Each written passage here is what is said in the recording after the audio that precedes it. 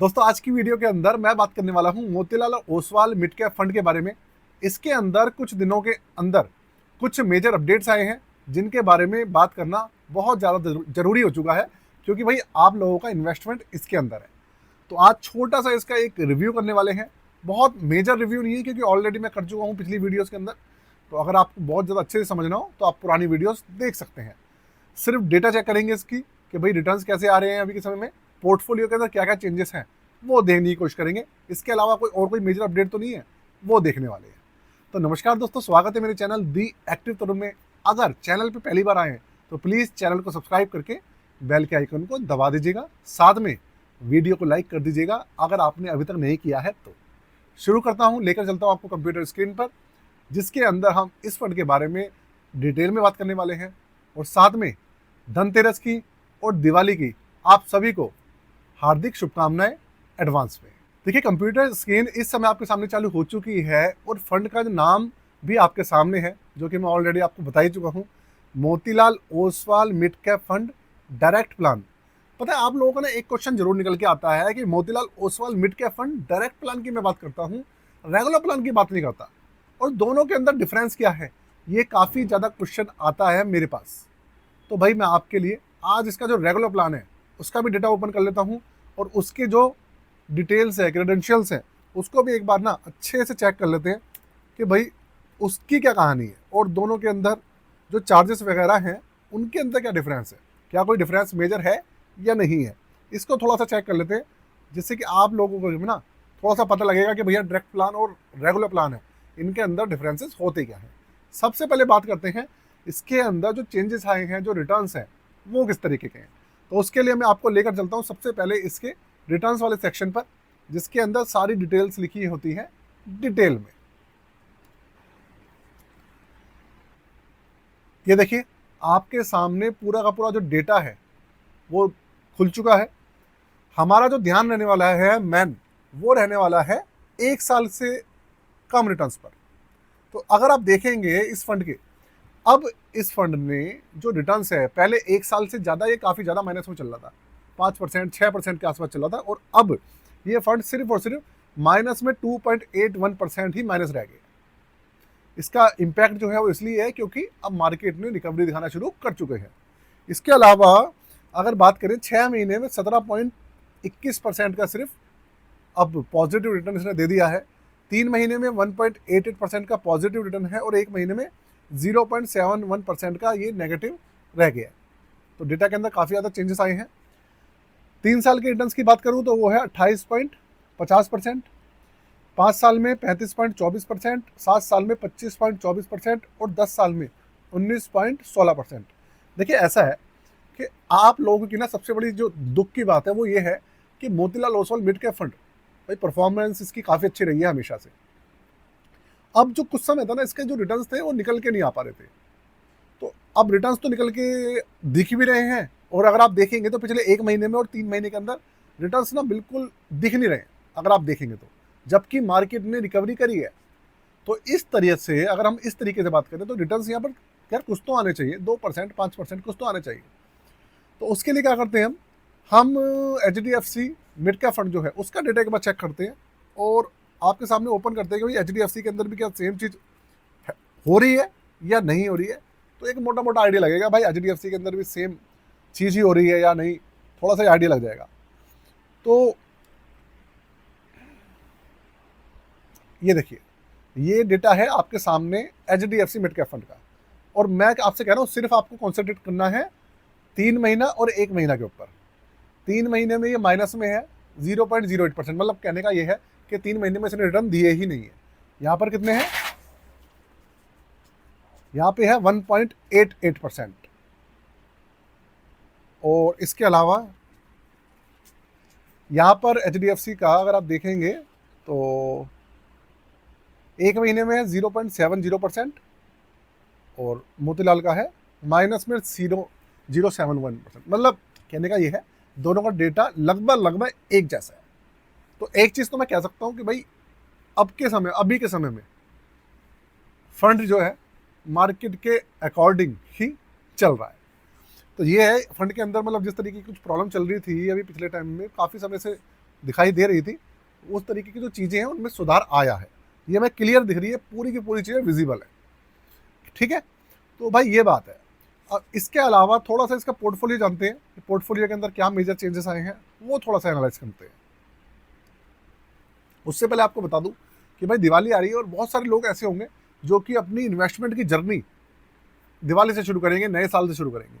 तो देखिए, इसमें अगर आपको मेरी हेल्प चाहिए किसी भी तरीके से, अगर आप नया पोर्टफोलियो बिल्कुल बनवाना चाहते हैं, डिज़ाइन कराना चाहते हैं, आप अपना पोर्टफोलियो है उसको चेक कराना चाहते हैं, रीडिज़ाइन कराना है, रीबैलेंस कराना है, रिव्यू कराना है, तो आप करवा सकते हैं। आपके पास कोई सा भी पोर्टफोलियो हो, ETF हो, म्यूचुअल फंड हो या हो स्टॉक, आप करवा सकते हैं। डिस्क्रिप्शन में चार्जेस वगैरह मेंशन है, 999 रुपये क्रिएशन है, बाकी डिटेल्स मेंशन है, आप जाके एक बार चेक कर लीजिएगा। आगे चलते हैं। अब आप इसमें देखिए कि 91.01% पैसा इक्विटी के अंदर है। पहले इनका पैसा मुझे जहाँ तक याद है करीबन 85% के आसपास मार्केट का पैसा जो था इनका इक्विटी के अंदर था। अब इन्होंने 85 से बढ़ाकर 91 कर दिया है, तो 6% पैसा इन्होंने लगा दिया एक्स्ट्रा। इसके अलावा 6.84% डेट कैटेगरी के अंदर है पैसा। पहले इन्होंने क्या किया हुआ था, यहाँ पे 10-12% ना पैसा जितना भी था या 15% सारा कैश होल्ड किया हुआ था। अब इन्होंने क्या करा है, सिर्फ 2% कैश रखा है जो कि विड्रॉवल में जरूरत पड़ता है, उसके बाद बाकी सारा पैसा इक्विटी में और डेट कैटेगरी में शिफ्ट कर दिया है, जिससे कि रिटर्न्स मिलते रहे। देखिए 6.84% डेट कैटेगरी के अंदर है, इसका मतलब ये है कि आपको भले ही कम रिटर्न मिलेंगे लेकिन फिक्स रिटर्न मिलेंगे इस फंड को, जिससे कि फंड को एक पॉजिटिविटी मिलेगी और आगे की तरफ चलेगा फंड हमारा। तो ये फ़ायदा है इससे। इसके अलावा अगर मैं बात करूं इसके अंदर स्टॉक्स कितने हैं, तो भाई अभी भी दुख की बात ये है, मोतीलाल ओसवाल वालों की ना सबसे बड़ी जो बुरी बात है वो पता है क्या है, इनकी स्कीम्स के अंदर ना ये स्टॉक्स बहुत कम रखते हैं। अब ये मिड कैप फंड है, सिर्फ 17 स्टॉक्स हैं इसके अंदर, कमाल की बात है। चलिए, लेकिन वही बात है ना, ये ना बहुत ज़्यादा सिलेक्टेड स्टॉक्स जो होते हैं वही चूज़ करते हैं। इनकी भैया ये कहानी है। तो जायंट कंपनी जो है उनके अंदर करीबन 17-17.5% रिटर्न एलोकेशन है, और लार्ज कैप के अंदर 47.49% की एलोकेशन है, मिड कैप में 34.83% की एलोकेशन है। आगे चलेंगे। सेक्टर्स है 7 सेक्टर्स के अंदर कोई भी चेंजेस नहीं हुए। टेक्नोलॉजी सेक्टर्स के अंदर एलोकेशन बढ़ा दी है इन्होंने, पहले कम थी अब बढ़ा दी है, 34.73% हो गई है। और कंज्यूमर डिस्क्रिप्शनरी के अंदर 27% है, इंडस्ट्रियल के अंदर हो गई है 19.54%, फाइनेंशियल्स के अंदर है 3%, 3.25%, रियल एस्टेट के अंदर है 2.39%, और मटेरियल के अंदर है 2.25%। ये है जो मेजर सेक्टर्स हैं, वो है स्टार्टिंग के 3, टेक्नोलॉजी, कंज्यूमर डिस्क्रिप्शनरी और इंडस्ट्रियल, ये 3 सेक्टर्स मेजर है इसके अंदर। बाकी सबके अंदर 3-4% है, ये है। और अगर मैं बात करूँ स्टॉक्स वगैरह की, तो देखो मैं उनके ऊपर कोई भी टिप्पणी नहीं करूँगा, कौन से हैं कौन से नहीं है, कुछ बात नहीं करने वाला। एक चीज़ आपको बता दूँ, पूरी की पूरी वीडियो भाई किसी भी तरीके का रिकमेंडेशन, सजेशन या एडवाइस नहीं है, जेन्युइन रिव्यू है, ना कोई पेड प्रमोशन है, ना कोई ऐसी एडवर्टाइजमेंट एक्टिविटी है मोतीलाल ओसवाल वालों की हमारी तरफ से आपके लिए, कुछ भी नहीं है भाई। हाँ, अगर मैं कर भी रहा हूँ ना एडवर्टाइजमेंट, तो अपनी सर्विसेज का कर रहा हूँ, इनका कुछ नहीं कर रहा। ठीक है, तो ये है भाई, ये तो हो गई इसकी डायरेक्ट प्लान का अभी का सिनेरियो। जो मेजर चेंजेस हुए हैं वो मैंने आपको बता दिए। मेजर चेंजेस जो हुए हैं वो ये है, रिटर्न्स आने शुरू हो चुके हैं और इन्होंने जो कैश एलोकेशन था उसको बढ़ा दिया, पूरी तरह से लगा दिया डेट कैटेगरी के अंदर और इक्विटी के अंदर।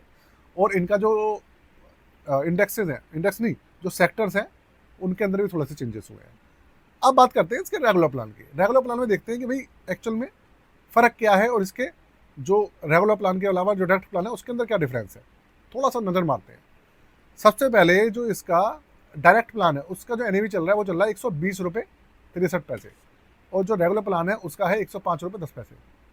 तो एक चीज़ मैं आपको बता दूं, सबके दिमाग में क्वेश्चन आ रहा होगा कि रेगुलर प्लान थोड़ा सस्ता है, यूनिट ज़्यादा मिल जाएगी।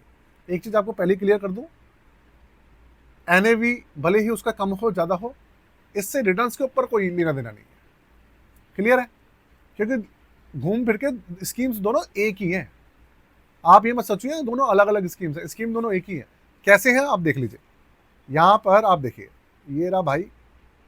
अब ये जो रेगुलर प्लान है इसको आप देखिए, इसके अंदर AUM कितना है, 34,749 करोड़ रुपए, और यहाँ पे आप देखिए 34,749 करोड़ रुपए। दोनों डायरेक्ट प्लान का और रेगुलर प्लान का AUM सेम है, दोनों सेम ही स्कीम है यार, बस डेटा अलग अलग है, उसका डेटा अलग है उसका डेटा अलग है, बस इसके अलावा कोई फ़र्क नहीं है। फंड मैनेजर भी एक है, स्कीम भी एक है, स्टाफ भी एक है और AUM भी एक है। बस NAV के अंदर कैलकुलेशन का फर्क हो जाता है just because of brokerage charges, दूसरे चार्जेस जो है वो। रेगुलर प्लान के आप चार्जेस देखिए 1.54%, 1.5%, और इसका आपका जो एक्सपेंस रेशियो वो देखिए 0.70%, मतलब ऑलमोस्ट डबल से ज़्यादा है एक्सपेंस रेशियो किसका, रेगुलर प्लान का। यही मेजर डिफरेंस है इसके अंदर, दोनों प्लान के अंदर यही डिफरेंस है। अगर आप CAGR के देखेंगे तो रेगुलर प्लान का, डायरेक्ट प्लान का CAGR 23.83 है और इसका है 22.38। इसको ऊपर मत जाइएगा, रिटर्न वगैरह बस वो इसलिए है क्योंकि जो एक्सपेंस रेशियो है उसकी वजह से फर्क दिख रहा है आपको वो, और नहीं तो और कोई फर्क नहीं है इसके अंदर। अब दूसरे डेटा की बात करते हैं, थोड़ा सा आपको बता देता हूँ भाई। देखिए एक्सपेंस रेशियो 0.70% है, बता दिया आपको। CAGR भी अच्छा खासा है इसका, 23.83% है। 34,749 करोड़ का AUM है इसके अंदर। 500 रुपये से लमसम है और 500 रुपये से SIP होती है इस फंड के अंदर। और भैया एक्सिट लोड है इसके अंदर 365 दिन के अंदर 1%, और उसके बाद है 0%। ये है इसका एग्जिट लोड। तो ये डेटा है इस फंड का, और कोई मेजर चेंजेस फंड के अंदर नहीं हुए। सारे डेटा मैंने आपके साथ में शेयर कर दी है। बाकी 1-1.5 महीने बाद दोबारा से इसका रिव्यू करेंगे, देखेंगे क्या चेंजेस आए हैं। आज की वीडियो को यहीं ख़त्म करते हैं। आज के लिए दोस्तों जय हिंद।